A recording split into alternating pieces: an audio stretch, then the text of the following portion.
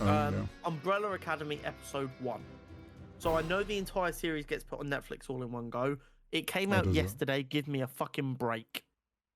That, that explains why I saw someone was like, "And I finished Umbrella Academy." Yeah. So Netflix always dumps all of Yeah. its stuff at the same time. And don't get me wrong, I kind of like that because like we're at the end of Kenobi, we're midway through Miss Marvel and the Boys, which are weekly. So if I get a superhero craving, I can just throw on Umbrella Academy. Yeah. But I wanted to get episode 1 out so that I could talk about the beginning of it. So Umbrella Academy season 2 ended with them avoiding ending the world and Classic. traveling back to their original time where they're all from, Right. and not the 60s where they were all trapped. Cool. The cliffhanger at the end of season 2 is they get back to their house and they get told, this isn't the house for the Umbrella Academy, this is the house of the Sparrow Academy, blah, blah, blah, blah, blah. I'm your father, but I'm not your father anymore, blah, blah, blah. So obviously episode 1 is just kind of explaining that cliffhanger. Right. And that's about it, really. It kind of sets up the threat for the show, but nothing really more. So obviously, Elliot Page was in the show season 1 and 2 and played Vanya before they came out as a trans man. We know during season 3, Vanya becomes Victor to align with Elliot becoming a man. That isn't from the instant, so they're not just pretending that Vanya never existed. So in episode 1, Elliot is still playing Vanya. Right. I did kind of peruse the episode briefs, I guess. What would you call it? The little description of the episode. Yeah. Whatever description. it is. I just call them. I kind of just scanned that without trying to take anything in. The first mention of Victor I see is episode 3. Okay. So I get the impression maybe Vanya Victor isn't in episode 2 at all. And then episode Possibly. 3 we get introduced to Victor. Not that it matters, that's just the way it is. But basically the entire episode is just a big ass fight scene. Fair. So we get a little introduction to the Sparrow Academy and the 7 members of the Sparrow Academy. One of the members of the Sparrow Academy is the member of the Umbrella Academy who died when they were all kids. Right. So clearly in this new timeline they accidentally created, he didn't die. Yeah. And basically what we find out is when they went to see the person who would adopt them and become their father back in the 60s to ask for help, he was so unimpressed with them because he's a rich arsehole that he decided he would adopt different kids this time. Which is why the Umbrella Academy doesn't exist. But, I see. I mean, he kind of made the right decision because this Sparrow Academy is wildly successful and popular. They then spend about 15 to 20 minutes getting that arse beat. Like an old school superhero introduction to all of them. To see what like their powers are like and what they can do and how cool they are. This fight scene obviously ends with Umbrella Academy getting their absolute arse kicked.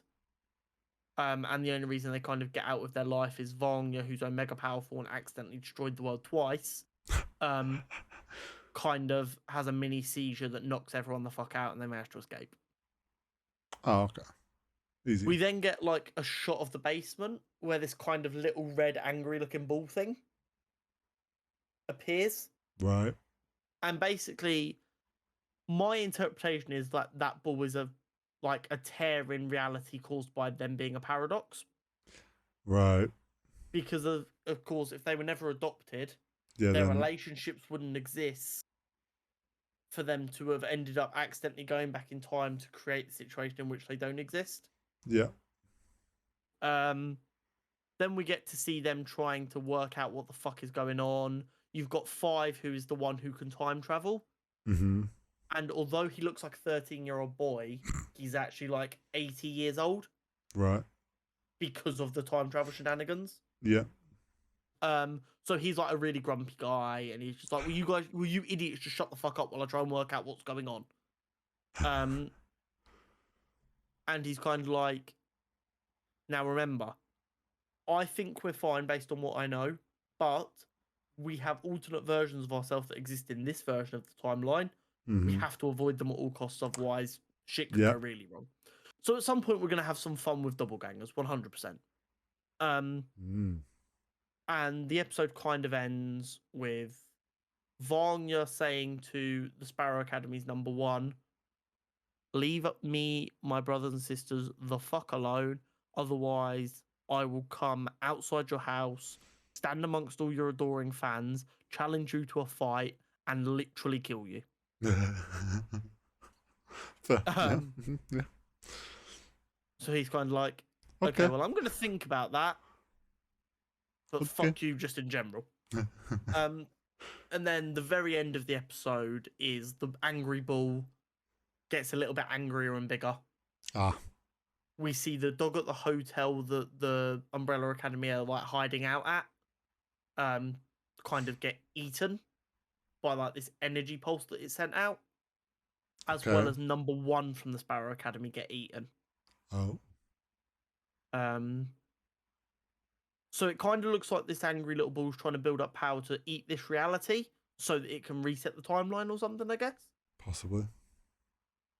Also, side note, the rich arsehole billionaire who adopted them, because he is such a rich arsehole billionaire, he didn't want to actually parent them himself. So he designed a robot that would be their mother. Right. The robot mother believes the red angry ball is God and is praying to it. Should a robot believe things like that? I don't know.